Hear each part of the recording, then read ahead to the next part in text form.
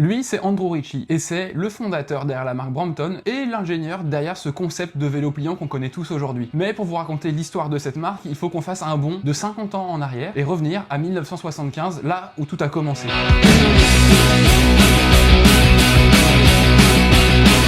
À cette époque, Andrew, il en est déjà à sa deuxième vie. Il est sorti en 1968 de son école d'ingénieur, mais ça lui a pas trop plu et il a continué comme jardinier. Mais 1975 marque un tournant dans sa vie et le début de sa troisième vie. En fait, à ce moment-là, il va rencontrer le propriétaire d'un Bickerton, un vélo pliant de l'époque, et il va adorer le concept de vélo qui se plie. Mais malgré tout, et avec son regard d'ingénieur, il va identifier quelques points que lui n'aurait pas fait comme ça. Premièrement, le vélo se plie en portefeuille et même si ça fait gagner de l'espace, il reste encombrant. Deuxièmement, une fois plié, il expose le cycliste à tous les éléments de transmission, à la chaîne, à la graisse et aux salissures. Et enfin, c'est sa fabrication, c'est un cadre en aluminium et d'après Andrew, c'est trop fragile, trop peu rigide pour un vélo qui va avoir des charnières et qui va se plier. Donc à partir de ce constat, c'est son âme d'ingénieur qui ressort et il se dit allez c'est bon, je me lance, je vais fabriquer mon propre vélo pliant avec mon concept. Et du coup, c'est dans sa chambre de bonne, sur la Brompton Road, face à l'oratoire Brompton, qu'il va jeter les bases de son premier vélo pliant. Alors évidemment, en 50 ans, le vélo a connu quelques petites améliorations et innovations, mais ce qui a été mis sur papier en 1975 fait toujours partie de la philosophie du vélo aujourd'hui. Typiquement, la roue arrière qui vient se ranger sous le cadre avant, c'était en 75. La roue avant qui se décale sur le côté pour envelopper la transmission et protéger des salissures, c'était en 75. Et enfin, la tige de selle qui descend et verrouille le vélo dans sa position pliée, c'était en 75 aussi. Mais voilà, sans réel contact dans l'industrie pour faire produire ces vélos, et bien qu'il ait réussi quand même à en vendre 500 de manière totalement artisanale entre 75 et 85, Andrew va rencontrer des grosses difficultés et va devoir cesser son activité en 83. Mais c'est une interruption qui ne va pas durer très longtemps, puisqu'en 84, un entrepreneur à succès anglais, Julian Vereker, va le contacter. Julian avait déjà eu affaire à ses services pour s'équiper d'un lot de Brompton pour mettre dans ses yachts, et il avait adoré le vélo, mais voilà, déçu d'apprendre que la marque n'existait plus, il a proposé à Andrew de s'associer avec lui pour se porter garant au niveau des marques, lui faire profiter de son sens des affaires et relancer la marque. Et dès 87, la force du tandem Ritchie-Vereker va pouvoir remettre Brompton sur le marché. Cette fois, la marque va disposer de vrais financements, de vrais outils de production, d'une usine et d'une V2 un peu plus moderne de son vélo, le Brompton Mark II. Et à partir de là, c'est l'expansion. Le vélo commence à se produire de manière industrielle. On le voit petit à petit apparaître dans les rues de Londres, puis en Angleterre dans tous les centres-villes, avant de s'étendre à l'Europe, à l'Asie, puis au monde entier au final. Mais si on refait un saut dans le futur et qu'on revient à 2025, qu'est-ce que c'est Brompton aujourd'hui? Déjà, il faut se rendre compte que Brompton c'est devenu une icône de la mobilité. Aujourd'hui, avec 90 000 exemplaires vendus, il faut se rendre compte que c'est une vraie communauté qui vit pour la marque, à tel point que Brompton possède même des lieux de pèlerinage qui s'appellent des junctions. Les junctions, ce sont des concessions Brompton dans lesquelles les gens peuvent retrouver tous les modèles, tous les accessoires et aussi découvrir des peintures exclusives liées à la ville dans laquelle se trouve le junction.